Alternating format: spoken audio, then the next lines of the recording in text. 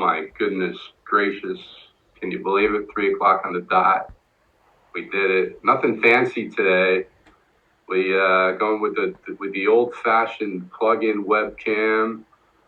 No green screen. Coming at you from the house. There's a tropical depression going by. The electric's been going out. It's been a little bit wonky. It's kind of like old school Playa today. And we're going to do the best that we can. I want to welcome you. It's Friday, June 5th. It's good to see you. Welcome back. We're very excited. Dr. Francisco Aguirre is going to be with us today. I'm working on rolling my R's. Yeah, I've been here for a long time. I'm still not very good at that. So I can always use the practice. I call him Dr. Francisco, though. So that's part of the reason why I have a hard time saying his last name. And he's in the green room already. And he's laughing at me right now. I can see him down there in the monitor laughing at the way but I'm working on it. So we're going to do what we do every time we start, and we're going to give you a little bit of an update on the what's going on in Quintana Roo as far as the coronavirus. The totals in the coronavirus, the confirmed cases in the state are 2,116. Last Friday, we were at 1,815. That's an increase of 301 confirmed cases in the state. That's the largest reported 7-day increase since the beginning of May, since Tuesday. We're a little concerned about that. We'll see what happens. Total active cases are well over 500 right now. Also pretty stable now. Normally on Thursday evening, the totals come out, the map comes out for the seminar program, the federal program. And that didn't happen. The map you're seeing now is from last week. Based on what we've seen as far as the press reports and whatnot, we don't really think that things are going to change that much, but we're waiting for those totals to come out. And when they come out, we'll look at them and analyze them. On Monday, June 1st, we went into the first phase. We started opening up the state, and we shared this map that showed how the state is being split into north and south, and that the north was orange, and essential workers, hotel workers, and some restaurant workers were going to be able to go back to work. That created a lot of confusion as far as the color codes and the state being against the rest of the government. On Wednesday, I'm missing a photo there, but I'm just going to let you know that on Wednesday, I guess I screwed up. On Wednesday, Governor Joaquin, maybe we can go backwards a little bit with those pictures. I'm not sure. One more. Yeah, keep going. One more. Attaboy. On Wednesday, Governor Joaquin went online and did a video and clarified that the entire state is in red. I thought I put that up on our Google Photos, but I guess I screwed that up. Ken did have the map of that, so that the entire state is in red from June 1st till June 8th. So it is not separated into two as far as colors go, although the state is separated into two, as you can see in this photo here. And every time Governor Joaquin's been on video or in press conferences, he's virtually been pleading with the population to stay home and use social distancing, because it seems very concerning as to whether or not we're going to be able to start moving into the orange. Right before we started today, Governor Joaquin released a new video and let us know that he gave some instructions or some information as to how. It's still really ahead of us here. We haven't gotten to that yet. Ken's back, and I think he's excited. He's ahead of me. He let us know. There's a new video on his Facebook page, and he let us know how things are going to open and what's going to happen as the colors change. That just came out right before we came online, so we really didn't. We didn't even get a chance to look at the video. So. But it does talk about gyms and beauty salons and all sorts of different businesses and all there. and what colors we need to have federally in order for those businesses to open. So I suggest watching that. I'm going to post a direct link to the comments, and yep, there it goes. There's a direct link to Governor Joaquin's Facebook page, that specific video that just came out. After we get off today, we're going to look at that and study it and see what it's all about. And we'll also watch the information that comes out over the weekend. We're waiting for the federal map and whatnot and see what happens. And so when we come back on Monday, hopefully we're going to have some more information and things are going to be a little bit less confusing. Now we can talk about the weather. What's up with the weather? It's been raining like crazy. Why is that? There's a tropical depression rolling by right now. Tropical depression Cristobal is going through Campeche right now. And if you look at the map, the weather map up there, the red and yellow is basically, there should be like a "you are here" arrow right there, because that's where we are. So it's not going to be good. We go to the next slide. I think there's a warning that's been issued that we're expecting some flooding in the area. So there's going to be a lot of water on the ground. If you're in a low-lying area or you're driving, watch out for floods because it could be dangerous. I'm so excited to talk about who we have joining us today. Dr. Francisco, as I call him, Dr. Francisco Aguirre, is the general practitioner at the medical clinic MD Playa. He's also an MBA, so he's a doctor and a business guy, which I've been really excited to visit with Dr. Francisco and talk about the coronavirus and opening up the economy. And I feel like we can get a good solid perspective from him. And also, when we announced that Dr. Francisco was going to be coming on to join us today, there was a lot of enthusiasm. So I think everybody's going to be happy to see Dr. Francisco. So I want to welcome you to the program, Dr. Francisco. Hello, welcome. Can you hear me? I'm doing great now today in this rainy afternoon. Thank you for the invitation. It's so good to see you. Thank you.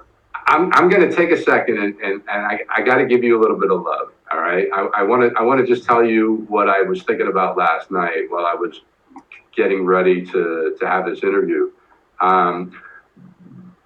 Recently, a bunch of people have been talking about the first restaurant they're going to go to when we can actually finally go to restaurants. And my thinking has been, it's not really about the best food or the best ambiance.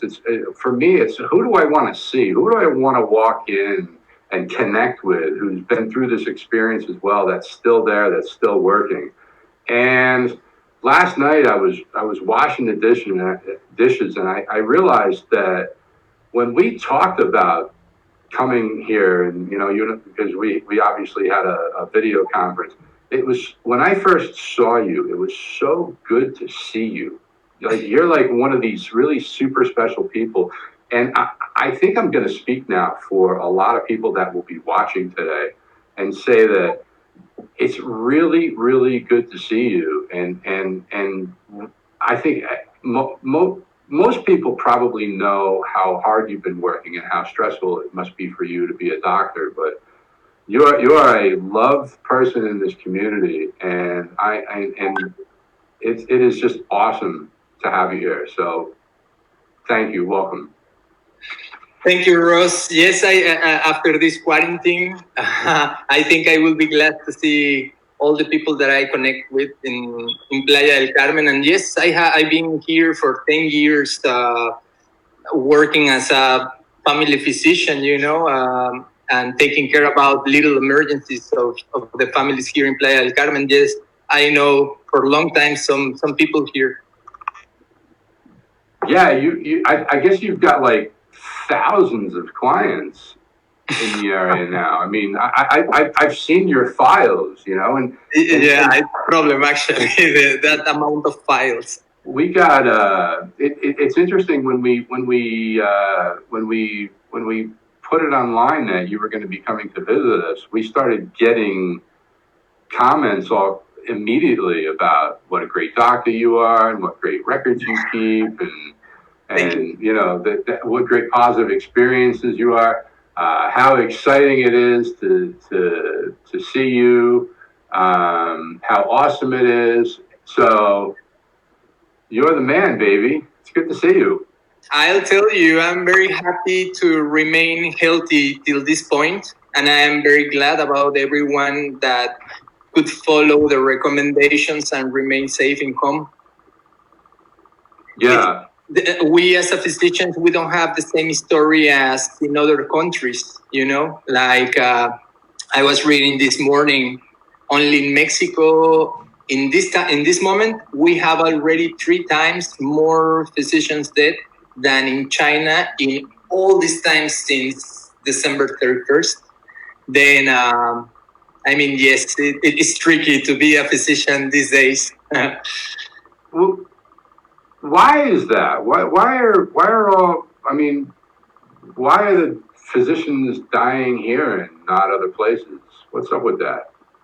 I think it's a combination of different factors. I will comment a couple of them, and the first comment it will be that we are a development country, right? We are a rich country, but the wellness is not well distributed in all the society. Then for medical facilities, you know, the institutions, they have a lot of difficulties to get usually in normal terms, in normal days, we have problems to get the personal protection equipments, right? The PPEs. Then it was a problem already before the quarantine, before the pandemic. And now, I mean, every single country in the world is trying to solve their own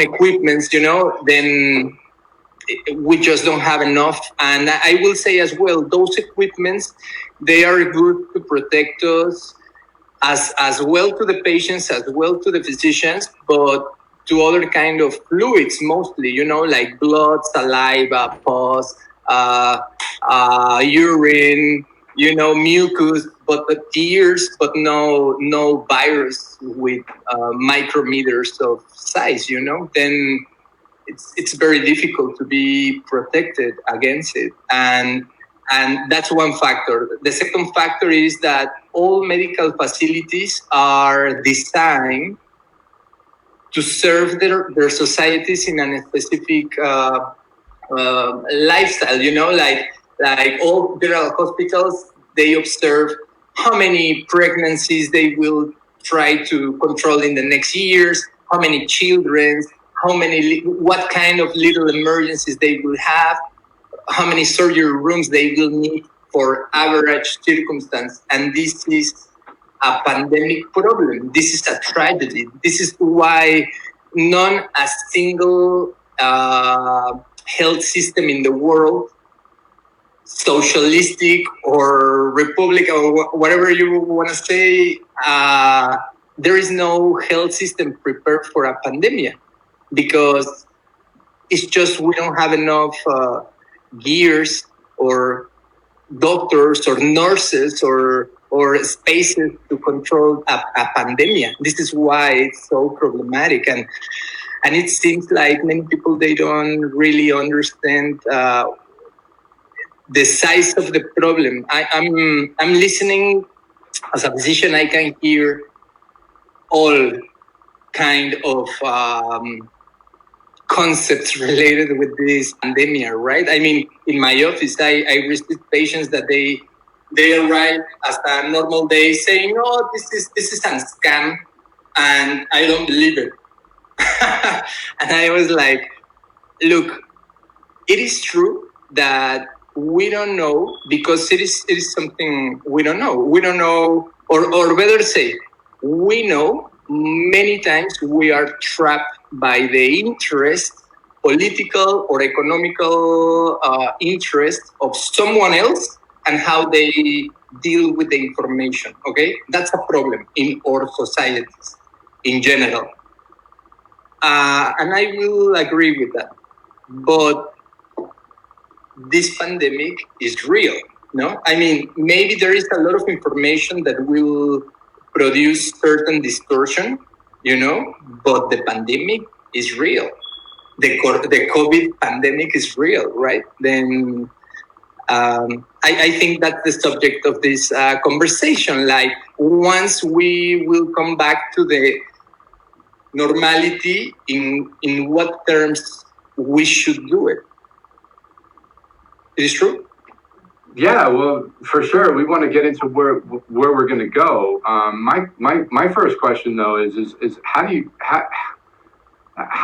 as a doctor stay in the game? I mean, when you see that there's other doctors, getting sick and dying, and I mean, what keeps you going? I mean, why aren't people just walking away and saying, you know what, I gotta protect myself, and then I'll come back once the dust settles? I actually need to protect myself, and I need to protect my family, which, for example, my wife is as well a physician. And I mean, what it motivates us to be a physician, like in my personal case, it never changed through the time. I've been a physician for 20 years, and the reason why I love to become a physician and why I enjoy my work is still there. It didn't change. My circumstances changed, but not the origin of why I would like to be a physician. And I am literally very interested in the health of the community where I live. In some point, I grew up with a nurse and an architect of hospitals in home. Then it was like my everyday topic of conversation with my parents, right? Like the health of one patient, the evolution of other one, the problems in one little town with and their own diseases, for example, through the planification of a hospital. Then those were the topics that I grew up with, and today they are still interesting for me. I think about myself like legitimately I'm interested in the people that surrounds me. Then, and I know one phrase that I would like to share with you and the people that is listening. And it's if you allow me, I will say it first in Spanish, because it is in Spanish. It's en español, right? And it says, yo soy yo y mi circunstancia, y si salvo mi circunstancia, me salvo a mí. I will try to say it in English, right? And I will share with you the line in Spanish. But the translation, it is something like, I am me and my circumstance. And if I save my circumstance, I save myself. It's like a concept of consciousness. If all of us, we are fine, it's very probable that myself, I will be fine. If the rest of us, they are wrong, then maybe it's just about time for me to become wrong or ill or bad, or we belong or circumstance. And I will tell you, Ross, it is scary. And this is something I want to share with all these people that it is listening this program or this interview. I don't remember any other moment where all physicians, or allow me to say 98% of the physicians I know, including me and my wife, we are, it will be fair to say, scared because of this circumstance. Because I don't remember any other disease that it is actually killing their physicians or their nurses or, the people who is taking care. There are very, very bad illnesses, but I mean, maybe cholera, no, or something like the SARS 10 years ago. But this is, for some reason, 10 years ago, they controlled it better. Now it's really, as we can see, very spread. And it is because this characteristic of 2 weeks of delay between the contagious and the presentation of the symptoms. Then, what I was about to say is that if all physicians, or mostly of all of us, we are scared, and the people is not scared, it is because they are not understanding what is happening. Well, it's hard to wrap your brain around something that you can't see, and you go out and you see everybody moving around, and for some reasons, lots of people don't know anybody who's gotten it yet. Yes. I mean, the United States has crossed 100,000 dead people. I mean,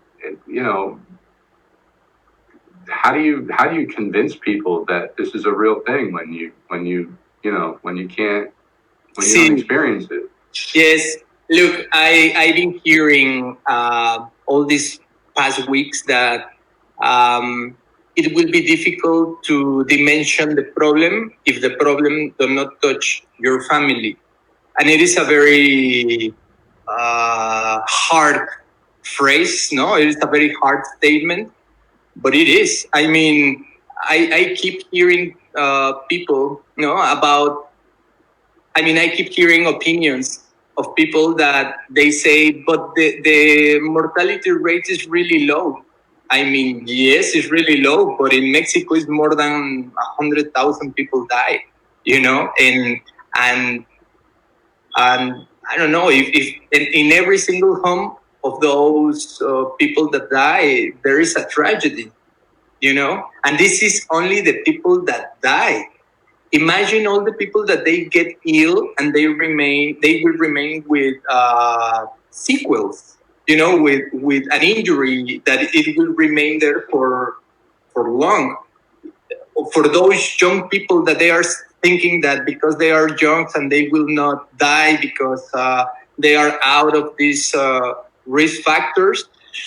I don't want to be negative, but I would like to remember everyone that we are recently understanding this new virus, right? And for example, just one example, at the beginning, we thought that it was only a respiratory expression disease virus, and it is not. Now we understand that every single tissue could be objective of damage because of this virus, right? We've been hearing that in young people, maybe it will not produce the pneumonia, right, or the spread fibrosis problem, but it will produce strokes.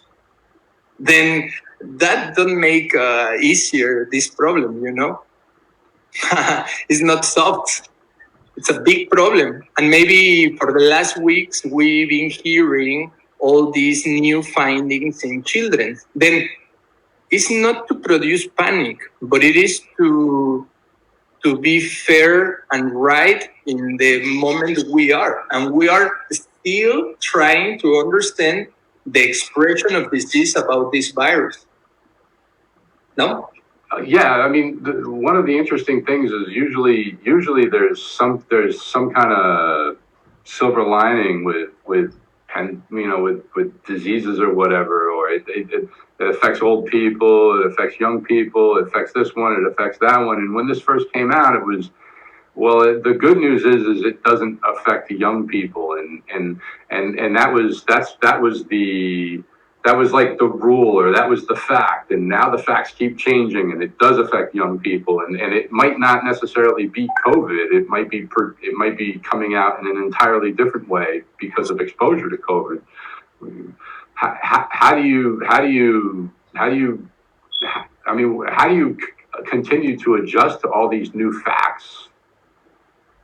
It's very difficult. And as well, look,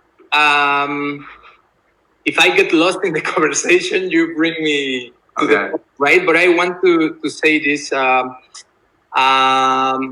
For example, yesterday they say this is the day with more defunctions because of the COVID, right? Did you hear that last night? I just lost you for a second. I'm not sure if that's me or you. Can you say that one more time? Because I will repeat it. If you can hear me properly. Now you can hear me? I'm good. Yeah, I got you. Yeah, you're back. And that last night they give the news, right? That it was the day with more defunctions in a day. I don't know if you hear that. They were more than 1,000 defunctions. Yes. Yeah. Well, so now we're over what, 11,000, I think. Yes, more than 11,000. Yesterday, everybody becomes scared because they say in the news that they were more than 1,000 people die in one day. I don't know if you hear that. Mm-hmm. Well, they say it, and it is because they organize. It was a big question. They question big time. The epidemiologist of Mexico. Dr. Gatell, about many defunctions, many people that die, and they were registered by a different disease, like right? Acute, like asymptomatic pneumonia. That's like a big popular cause of death right now. It's not asymptomatic. It is atypical. Okay. Sorry. Thank you for the clarification. No. But good for you to say it, because the COVID-19 produced actually an atypical pneumonia. Okay, then if this patient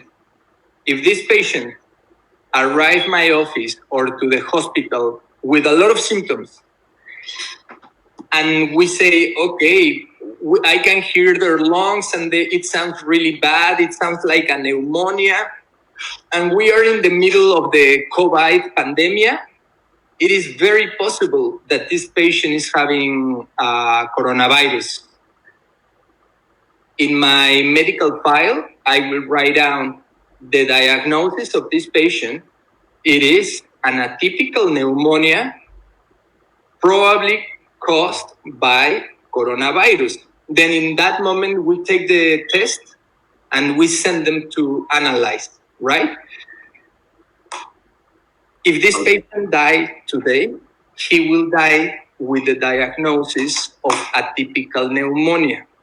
Once in the laboratory test, 3 or 4 days, they have the result and they say, yes, it is coronavirus, then the result, it will be corrected, but in some days, right?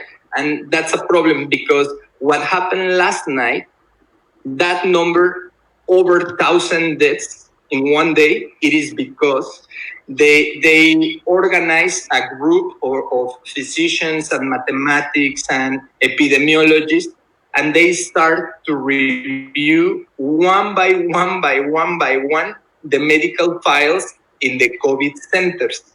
Then all the functions that they were classified by a different origin of the function, and now they realize that it was because the COVID, then that number was corrected yesterday. Then so is not a real number. So those aren't necessarily recent deaths. Those could have been any time in the last 30 days or something. But they didn't want to put it in the day they died. Otherwise, all the statistics will change, and they will say, wait, today you are presenting us a different statistic than the previous weeks. And that will have a politic argument. I don't know if it makes sense, my Yeah, my sure. comment. Then they decide to put it, all of them, all those patients corrected, which it was about 600 only yesterday. You see? Then, for example, that new number will change the statistics. I already, one very lovely friend of mine, friend of you, just sent me the new numbers of MIT, and they are like dramatically changed, you know? Or, well, that's what I say. I think these numbers will change because it's not really, I mean, it's not like yesterday they died over 1,000 people. It is that the corrections of the functions they put it yesterday. Then I'm saying all this because it is true. I mean, many people, many patients that they are dealing with their own diagnosis, chronic diagnosis, you know, maybe a previous stroke or two myocardial infarctions or a long-term history of diabetes plus high blood pressure plus age plus surgeries plus 25 years of smoking. Well, yes. I mean, if that patient catch the coronavirus will produce pressure in the other diseases, and the other diseases will be out of control and probably will put this patient in the hospital or in risk of dying, or it will die because all these diseases. But and it is true. I mean, he died because maybe a diabetic coma, or maybe he died because a long-term pulmonary obstructive COPD, chronic obstructive pulmonary disease, or because he was already a kidney failure patient, and the coronavirus put enough pressure to that disease to produce the dysfunction. Then the question is, he dies because the coronavirus, or he dies because the diabetes, or he dies because he smoked 40 years, 2 packs a day. You see? And it would be fair, the question, because the person who didn't smoke 2 packs a day, he will have more chance to survive. Then in reality, what killed this patient? The 2 packs a day plus the coronavirus, or it was the factor of the 2 packs a day cigarette? I don't know if it makes sense. I'm sorry. Yeah, sure. It makes perfect sense. That doesn't, and you know, what's, you know, analytically that makes sense. We started off by talking about that each death is a tragedy and how it affects the lives of each family. Smoking 2 packs a day doesn't make any sense anymore. I mean, I don't think there's anything good about smoking a cigarette, like maybe a glass of wine or something is supposed to be good for you. There's nothing good about a cigarette, but, and I want to talk about what's the best way to prepare our body in the event we do get the coronavirus. But I want to get to that in a minute. And I want to back up a little bit if we can. As a physician, we and a person, we were lucky here because we had the opportunity to watch this pandemic come to us from first China, then to Europe, to the United States, and then here. What was it like to watch that coming? How did you prepare for it? And how are things different? Because it doesn't seem like Mexico is getting hit like it has, like other countries have had. I'm curious what your experience is. What was your experience like watching it? How are you preparing? And now, what's it look like so far? Because obviously it could change. We start December 31st with the warning of China, right? And next day we woke up all around the world with the news. But we were a little bit hungover or sleep late from previous night, and I remember myself saying like, what? What? A pandemic problem in China? It sounds too far from here. They are always doing something weird, no? That was my first thought. Uh-huh. And then they say, you know, they closed like regions with millions of people. And I say, wow, this is something, right? But when they start to say this is delayed 2 weeks between the presentations of symptoms and the transmission, I mean to be contagious and to be contagious to other people, then I thought this is a real problem. A real problem because a country like China, imagine how much mobility they have in their planes. And I mean, I know there is a bunch of Europeans, Americans, Canadians, and I don't know if a lot of Latins, which I know they are, but Americans, Canadians, and Europeans living in Russians living in China, it's major. It's a major problem. And then when we start to hear about cases in Europe, I mean, the conversations, for example, between my wife and I, or my closest friends and I mean, we knew from that moment that we will receive this pandemic problem for sure. And for some reason, I mean, many of us, we thought that maybe, or hope remaining, maybe some genetic or racial differences will produce that we don't have, or we don't express that size of problem like in Europe or in China.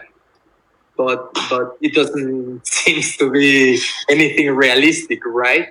I mean, the reality is that we were really lucky to observe this problem maybe 8 weeks before it arrives to Mexico. But to be realistic, that was a problem, because now between physicians, we ask ourselves about certain patients, about certain conditions of patients that we saw even before they make the warnings in Mexico, Then, I mean, for that moment, we realized that we start to react late.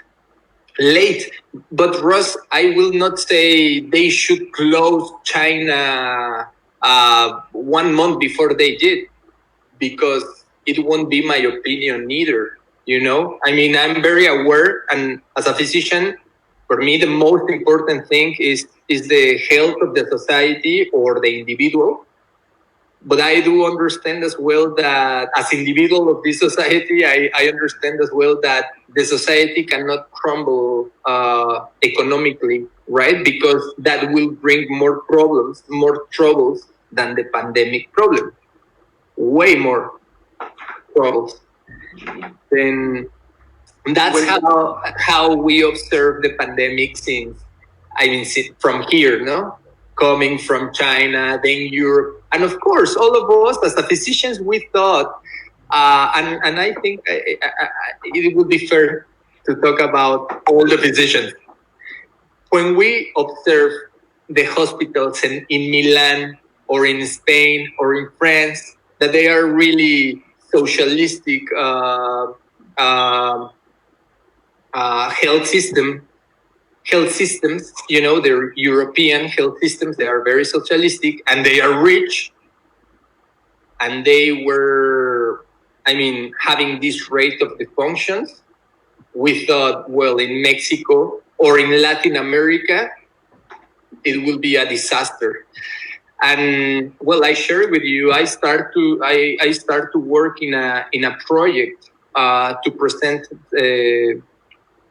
Mr. Joaquin and the people, the administrators here in Solidaridad. It is a plan, because I actually had the chance to present it to the federal government, designing a facility that it is trying to solve the personal protection equipment lack, and as well is trying to control the characteristics of the virus. But it is true as well that project is thinking for a more overwhelming circumstance. And I think even in how high are our numbers, I think these numbers are really good for the size of the problem that we could have if we don't follow the quarantine. If we wouldn't follow the quarantine. I mean, I think we are doing a great job staying home. I think we really modify the natural evolution of this pandemic, at least till this moment. I don't know for how long we will support or we will remain in home voluntarily. I don't know for how much time we will be able to do it, but I think we did great. Even in Cancun, they didn't follow as good the recommendation, or in other cities, they didn't follow as good the recommendations. I think in general, it was a great job because the problem could be way, way more, bigger than now. That's for sure. Now I guess it's time to get into a little speculation because I completely agree with you that I think that, first of all, I don't think that Mexico can be compared to any of the European countries because socioeconomically we're different. Genetically, Mexicans are different. The diabetes and obesity and hypertension is different. So the thinking was I totally agree that this was going to be a disaster. And then we started to see video come out of Ecuador and where people were dying in the streets, and it was like, well, there's no reason why that shouldn't happen here because the health system is prepared for that. And yet somehow, some way, the numbers actually seem really low compared to other countries of this size. I mean, even countries, look at Brazil, try to compare apples to apples. I think Brazil is a good comparison to Mexico. Maybe I'm wrong. Economically, yes. Even it's three times the population of Mexico, but it is comparable in economical ways, yes. So I guess my first question is have enough people gotten it now? I mean, we did a great job with the quarantine, but did Mexico do too well? I mean, when we start coming out and people start, because the virus is still going to be there. I mean, you got to get it. It's going to be out there. It's not going away. Such a small percentage of the population has gotten it. Is it enough? Like, what's going to happen as we start going out now? That's a question, Ross. That's a question because, I mean, let's come a little bit to the concept of the aplanar la curva, to decrease the curve. The concept there, they were trying to spread, at least in Mexico, I think everywhere, but in Mexico it was very solid, no? That concept of to make lower the peak of the curve. And it is very important, and I know you understand it, because when we talk, you have very clear that concept, but I will say it for all the people who is listening. The curve in a pandemic, if it will decrease, it is not because the people will not be infected. If the curve decreases its size, it is because it will be long term. I mean, the curve we are talking about represents number of cases, number of infected people, let's say in vertical, and in horizontal, it's time, right? Then if the curve is getting flattened, it is because the time will be extended, not necessarily because the number of infected people will decrease. I think the amount of people that will be infected and send it to the hospital or not, or the people that will be infected and not necessarily will look for a hospital help. Those numbers are established, even we don't know them. Trying to get flat the curve, it is just get time to control the circumstance. It is not trying to avoid the people to be infected. Better say, is trying to avoid the people to get infected in short time. But the reality is that as soon as we become in contact with someone who is infected, we will be infected. And the only difference, it will be when I become infected, what it will be my biological circumstance to hold the COVID disease, to hold infection with the coronavirus. Then allow me to tell this little example that I told you when we were talking, and I like it. If we think in the coronavirus, it seems to arrive to the cells, in the alveolus, which is the sac at the end of the bronchus, right, and start to produce a damage. Okay, this damage will be the size of the damage. It is correlated with the amount of virus that they are inside of us, right? It's not the same that I just pass next to someone and breathe a little amount of virus than one physician that it is every day in the emergency room in contact with people with coronavirus, right? Or if this person is taking care of another person in their home, and every day this person is little by little increasing the number of virus in their blood. Okay, then if we catch this virus, if this virus arrive to the cells in the lungs and start to produce an inflammatory reaction, okay, that inflammatory reaction, the effect, it will be to decrease the amount of oxygen that we need. Okay, the result of the inflammation in the lungs will decrease the oxygen level.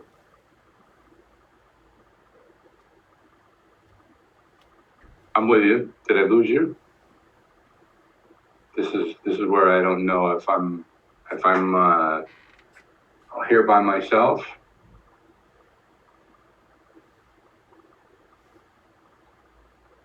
Let's see. Did we lose Dr. Francisco, Ken? Yeah, it looks like he just said yep. All right. So Ken is shaking his head yes. We're going to ask, maybe Dr. Francisco is going to log back in. If you can hear me, Dr. Francisco, come back. We lost you. Click that link again and come back in. All right. He's going to be back in just a second. Meanwhile, I guess we'll take a look at any questions that we have here. So we can prepare for when Dr. Francisco comes back, because I'm sure he's going to be back unless he lost his internet. And if he did lose his internet, man, we're right in the middle of a good conversation, and we're gonna definitely bring him back. We've got some comments here. Dr. Francisco is an excellent doctor and an amazing human being. So lucky to have him for our medical needs. I absolutely agree. Dr. Francisco has been giving me my annual physicals for years now, and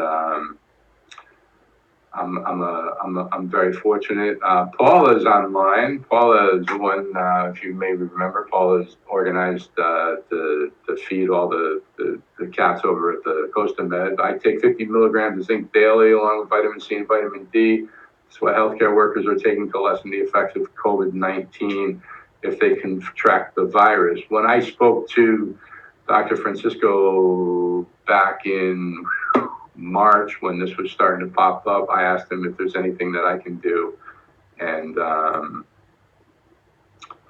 he told me to start taking vitamin C. I'm going to see if let's see if we can get him back here. Click that link. I'm just going to tell him to click that link and come back. Let's see, maybe it's my internet that's a problem. No. All right, well, he's trying to log back on. So I guess this is probably tropical storm, not tropical storm, tropical depression. Here comes Dr. Francisco now coming back. I guess we got disconnected. There he is. How are you, buddy? Welcome back. Hello, Ross. I'm sorry. Something happened with the internet. Yeah, it's no surprise. I mean, we're in the middle of a tropical depression, so things are going to happen. Tropical depression, for me, the proper word's a huge storm. Yeah, for sure. In the streets. And then, I don't know, you want me to continue what I was trying to explain?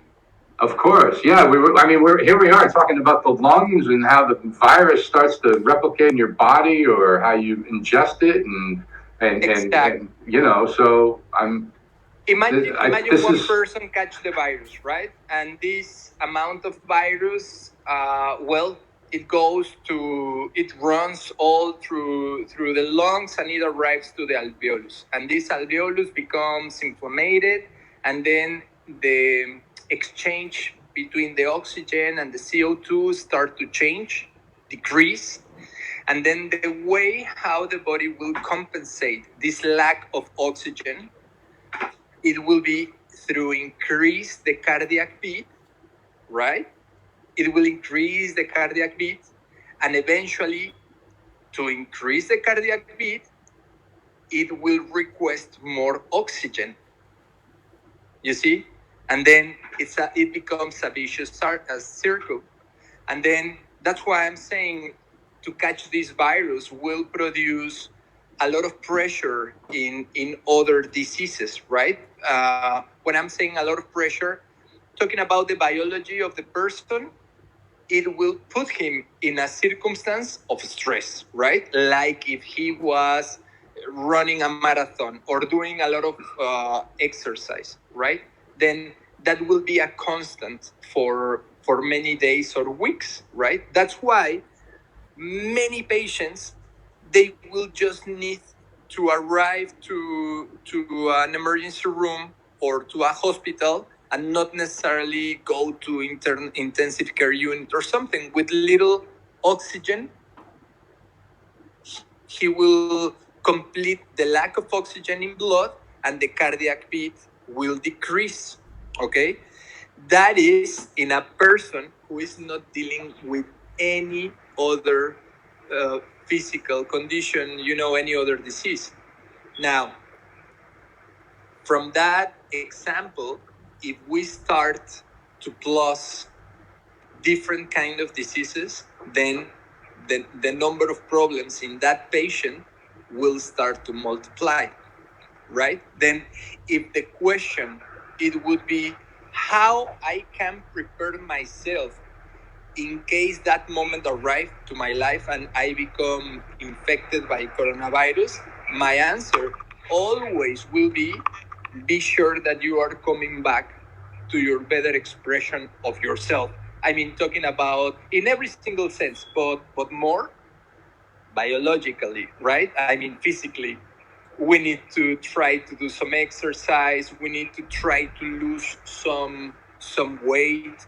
We need to come back. We need to try to come back to or better metabolic conditions, weight, nutrition, exercise, a normal consumption of fruits and vegetables, I mean, that's the best way. I was telling you the last time, the formula of doing exercise and eat well, eat fruits and vegetables will not change, Now, if the question is, what about if I have other metabolic diseases, what I need to do? First, try to control them, Like we've been hearing that the high blood pressure besides the age and just to be male, the high blood pressure is the third risk factor, right? To develop a full disease of COVID. Then control the blood pressure. Avoid to eat salt. Do not overdrink fluids. The fluids you consume, be sure it will be water or very clear liquids. Like a while ago, you say today it don't make any sense to smoke a cigarette. Like if just before we were saying health is the new beauty, well, today it will be healthy. It's the only way you can trust to remain alive. I mean, this coronavirus is trying to put our feet in the ground of everyone. Like myself. Even I'm in my weight. Even I try to do my best. Even I try to be a good father, a good couple, a good son. Well, this make me, it makes me to have this introspective exercise and think where I can improve.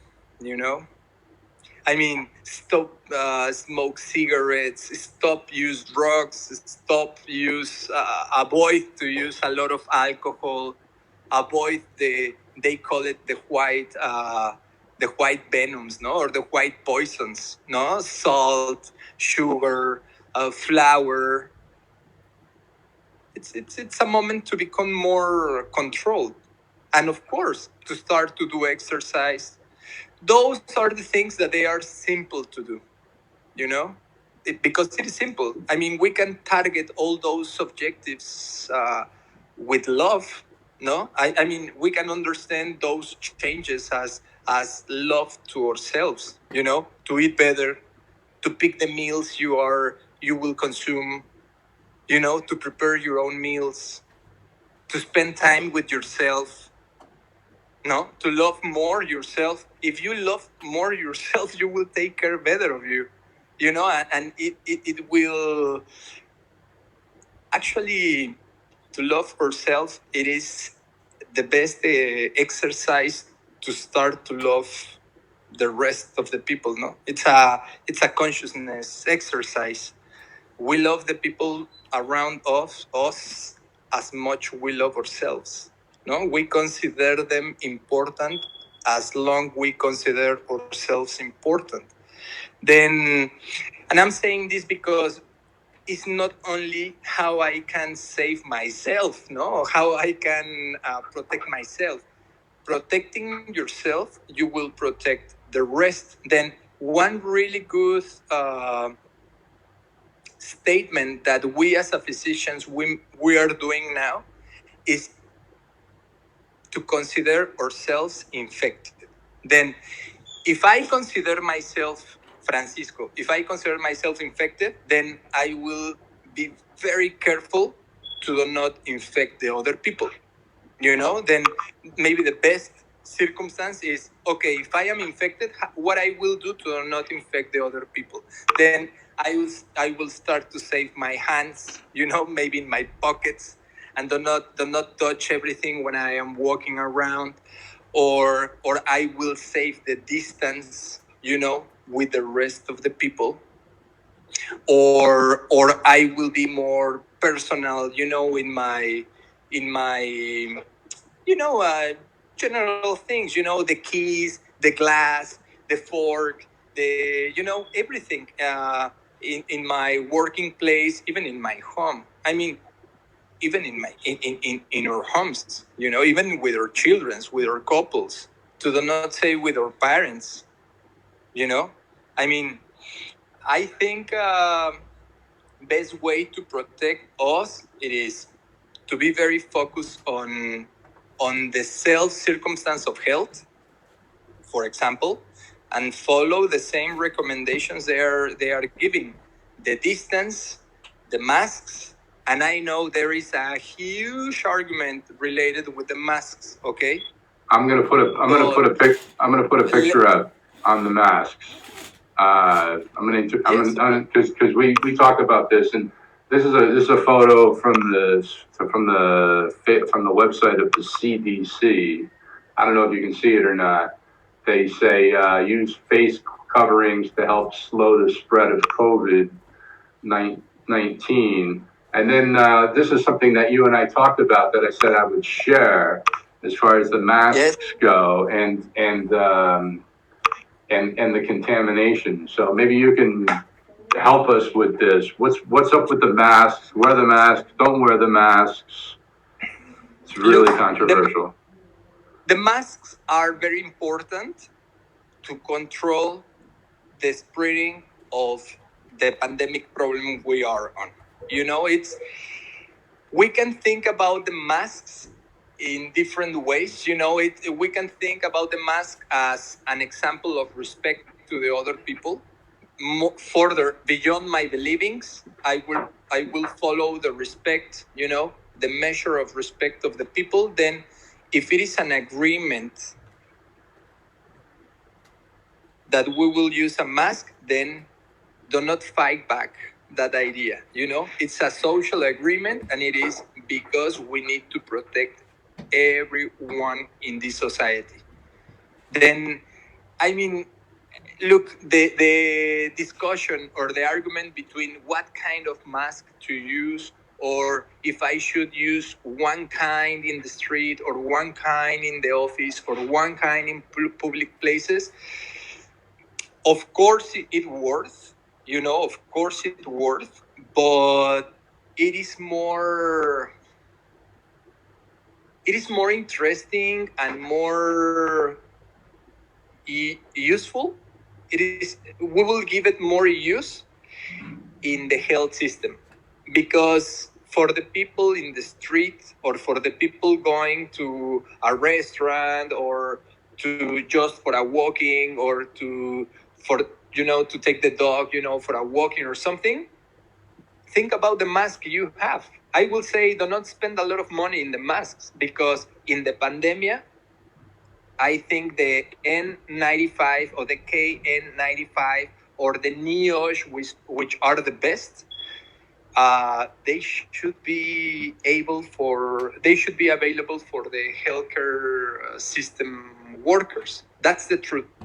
Because those masks those masks should be for them, because, and maybe I will skip a little bit of this conversation, but you know why we need to allow the doctors to use those masks, and we as a people in the community, we need to use a different kind of masks? Because if as a physicians we cannot protect ourselves, then it's not me. It is a phenomenon that it is happening all around the world. The doctors start to say, look, then I prefer to stop working, because the circumstance to protect myself, they are not being enough.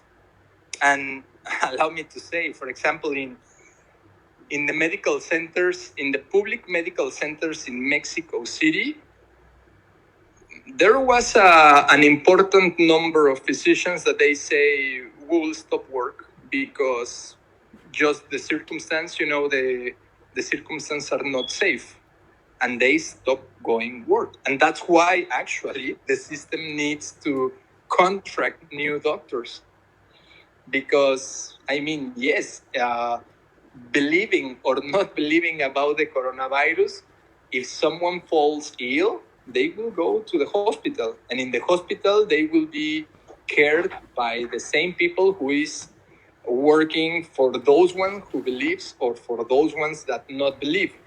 But coming back to the mask, the recommendation is use them.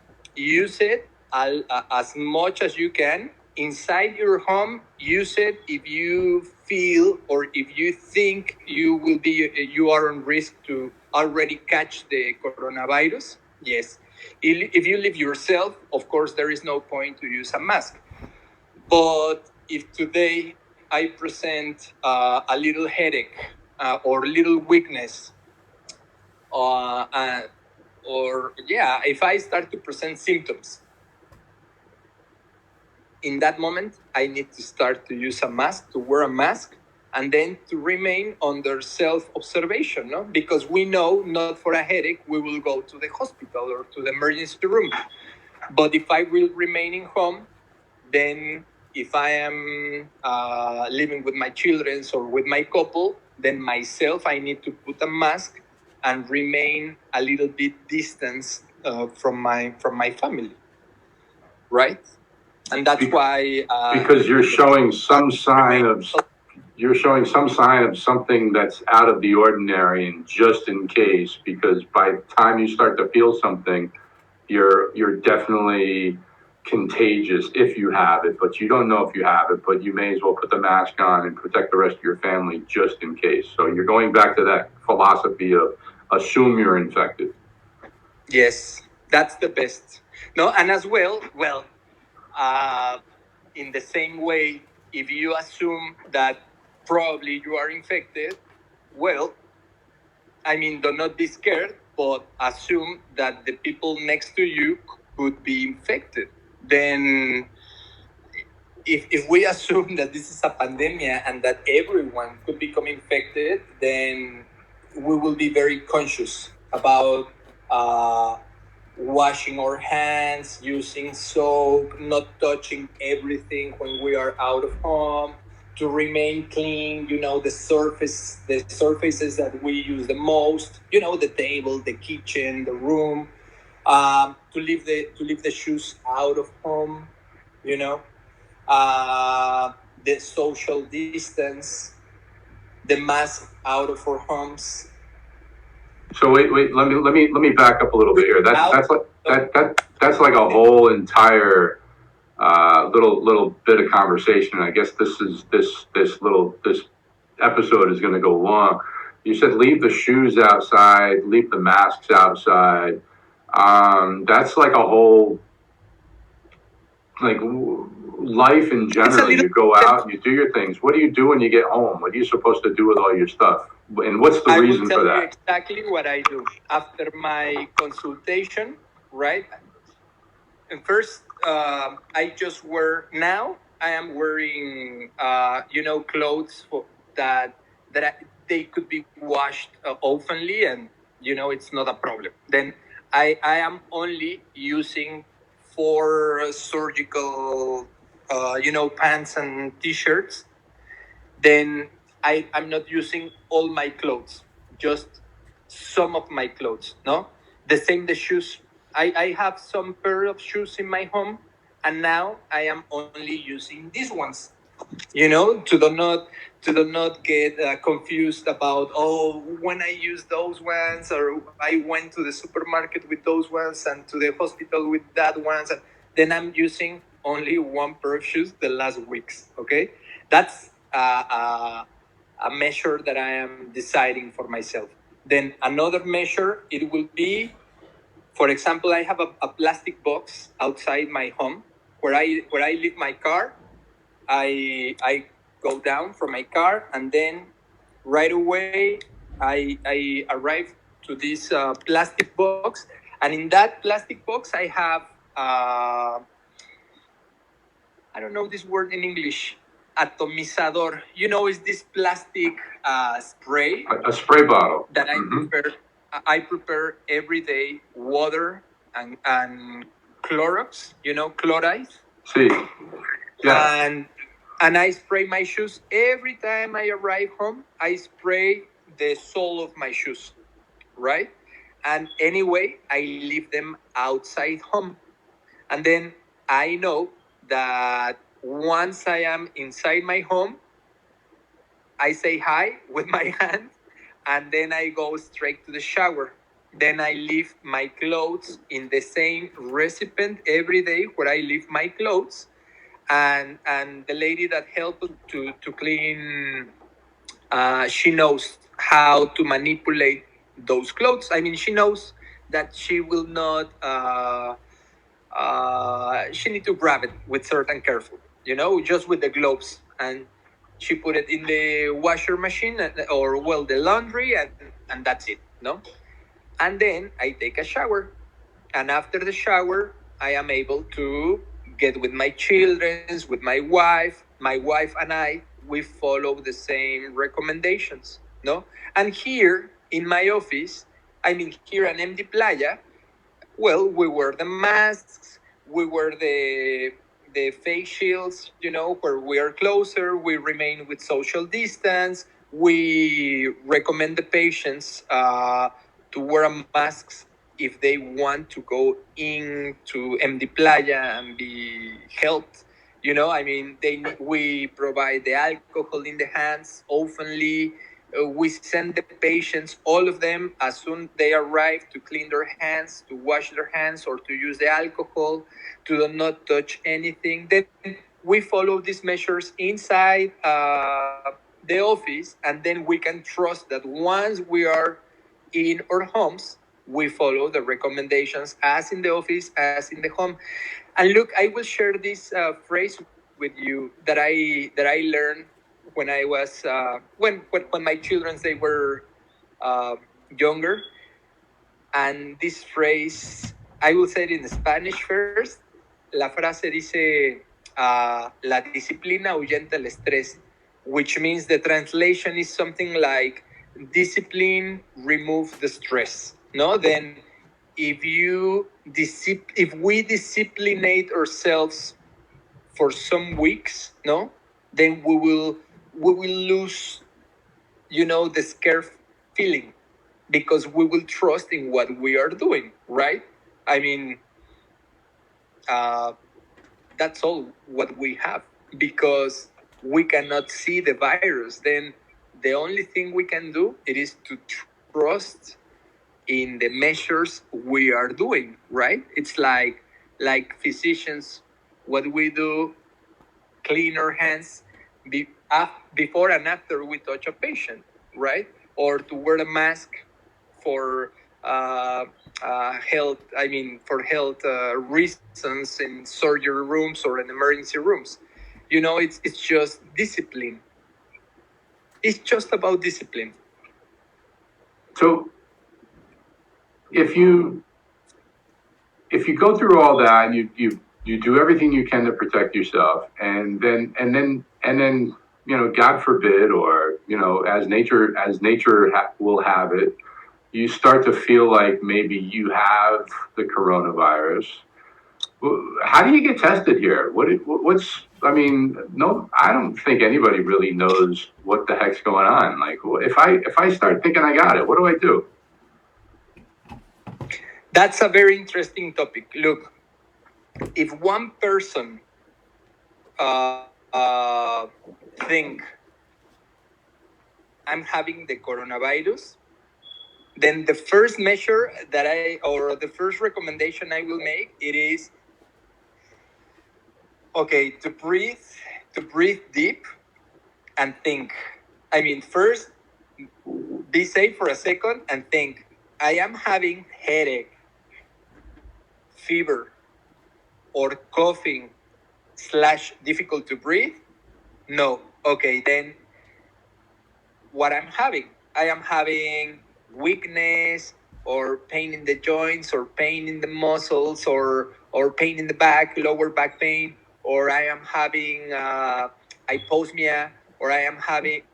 What symptoms are you having? Because remember, I mean, yes, we are in the middle of a pandemic problem, but as well, the risk of the people to express all disease, like flu, or just a cold, or a urinary tract infection, or a gastrointestinal infection, is still there.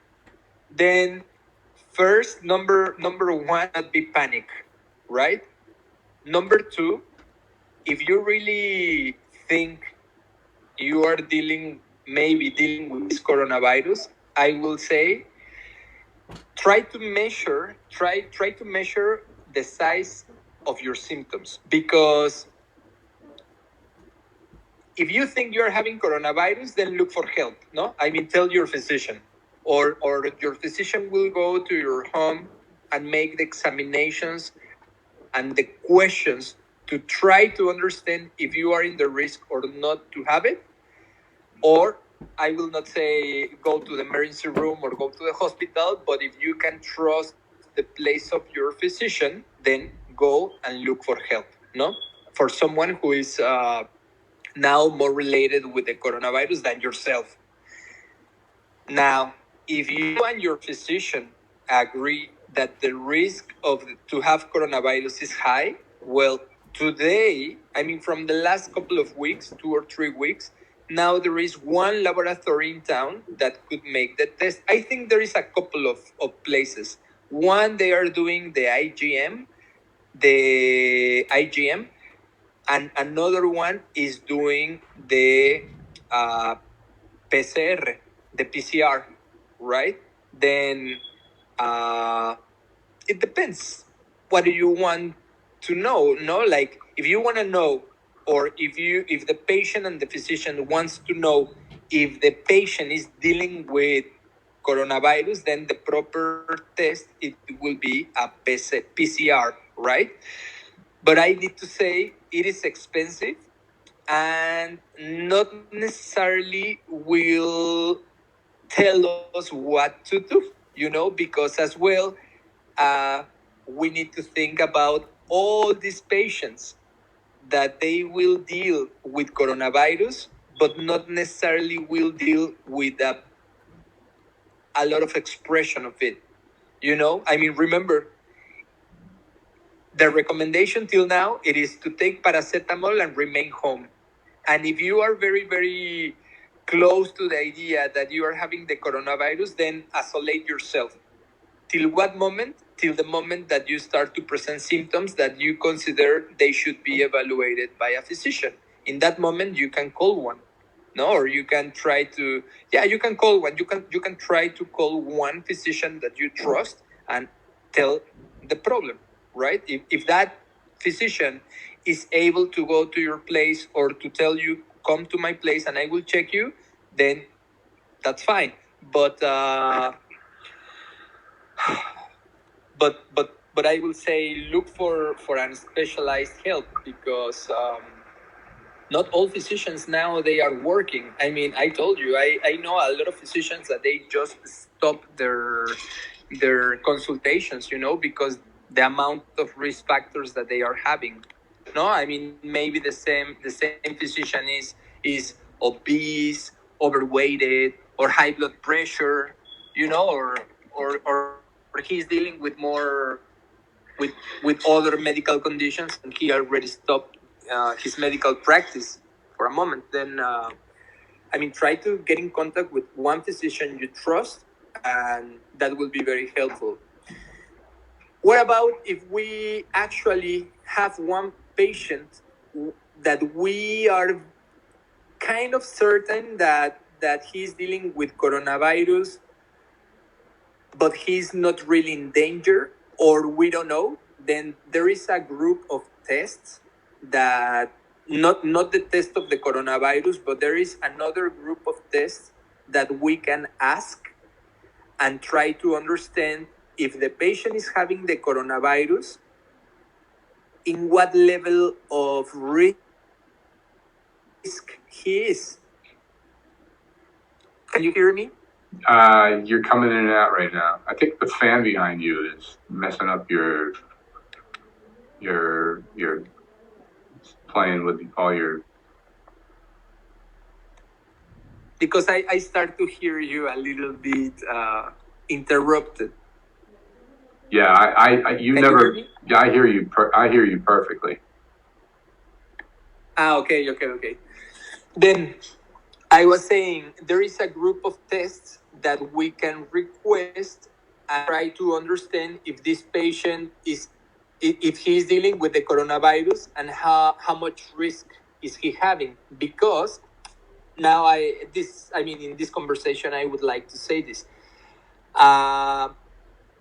Maybe you heard already that there are patients that they are actually having symptoms like a low number of oxygen in blood, and they are still walking like if nothing is happening, or they are having very high rates of inflammation proteins, like C-reactive protein or like D-dimer, and they don't know, they feel fine.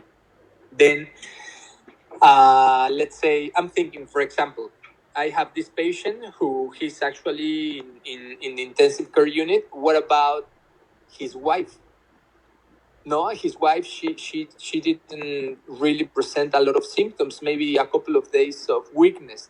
But how we will know if that is one of the patients that present little symptoms and eventually she present a, a major problem? Because this kind of patients, we have them sometimes, right? I mean, sometimes in this pandemic. Then, for example, for that patient, we need to request a specific group of tests that will include the coagulation test, the inflammatory tests, like the C-reactive protein, the D-dimer. D-dimer is the one that allows to determine if the patient is having a thrombosis or not, for example. Or the D-dimer, the C-reactive protein, that it is a factor of inflammation, or the platelets, they could start to decrease without the patient notice. Not necessarily the patient we will present bruises or marks, before they realize. The oxygen in blood, it's something we can test. I mean, there are different tests we can test to understand. There are different tests that we can request to understand if the patient even is not presenting a lot of symptoms, but is being impacted in a negative way because of the coronavirus. There is a way to know, and this is what we are doing. And what about testing for antibodies, or like, let's say you had it and you just didn't present any symptoms, and I mean, can you get it again? Do you know yet? And can you be tested now here to see if you have any antibodies yet? Is that available? Yes, of course. Of course, you can be tested, but remember, I mean, we need to think about what is the use we will give to the test. Because a while ago I was telling you there are different tests. There are tests that will measure the immunoglobulins, which is the reaction that our body presents in front of the virus. And there is one reaction in the short term, and there is one reaction in the long term. And as well, there is one test that will allow us to understand if the virus is still in our bodies. Because maybe we had it, but we don't have enough virus today to spread, right? Or maybe we do. Maybe we have it in the past, but in these days, we are still remain with the risk to contage other people. Then the question it would be, for what reason you want to be tested? Because you have symptoms, because you are just curious, because you are related with someone who is positive, because you will visit your parents, because I don't know. I mean, there are different circumstances that will make us feel the need to be tested. For example, myself, I haven't been tested today, but if they test me today, what kind of test they will do? The ones that will show if I am an active carrier of virus, or if in the previous weeks I had. What it will be the benefit of it? So if you got tested now, you right? Like allow me to ask you, in your case, what it will be the benefit to test you today? Well, the only benefit to test me today would be to see if I have already had it and am, you know, if I have the antibodies, I guess. I mean, I don't even know if that's the right word to use, but they say if you had it, you might be immune to getting it again. And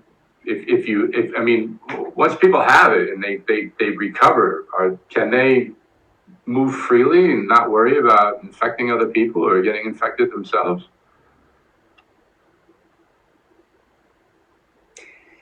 I mean, yes. Imagine the governor. He say, today we will be tested everybody in Quintana Roo. But that will make sense. That will have a sense if we are tested everyone.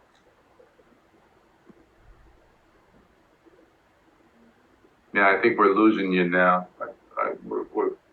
Our system seems to be breaking up. Maybe we have a storm coming through. Experiencing operating difficulties. Okay. Let's see. We can help. I hear Dr. Francisco coming and going. We do have some comments that came in. My apologies for not addressing some of these comments and questions. Dr. Francisco has given us a lot of really slamming information, and hopefully we're going to be able to finish this. The other questions that I have for him are going to be are really more about opening the economy and where we go from here. And I believe he's coming back now. So let's see what happens. Maybe we can get you to find one spot and stay there. Let's see. It's like moving the antenna around on an old television. You know, it's like, okay, there's the picture right there, and we keep it there. I'm freezing now. Wait a minute, did you change? You look like you just took a shower or something. You look like you're all fresh and everything. What just happened? You're like Superman or something. Not now, but a while ago I went to the duck market and I was completely showered after the duck. So you started to ask the rhetorical question, what happens if we test everybody in Quintana Roo? And, you know, I guess that gives a false sense of security, because if everybody tests negative, they're just going to go out or something. I don't really know. But that brings us to, I guess unless you want to continue on this road, I'm curious about what your thoughts are on opening the economy back up. Because I think we're gonna start putting people to sleep with our intense conversation. And maybe we can come back and talk about this some more. But you know, on Monday, as you tell me, I have the time, but I am a little bit frustrated because of the internet. But I think there is a bunch of things we can still keep talking about the coronavirus, right? And in our city. I agree completely.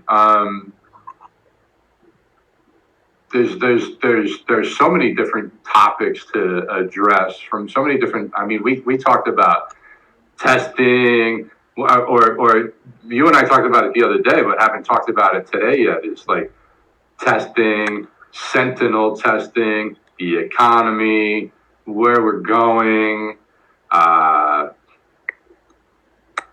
There's just. And I make pizza. I don't even know. I mean, I can only imagine the different topics that you've got to get into. No, it's something. Look, this state, the main income is the tourism, right? Then, if there is one exposed, you know, if there is one fragile region against this coronavirus, is this one. You know, is this territory, is Quintana Roo, because, of course, the tourism it was the first thing it stopped when the coronavirus news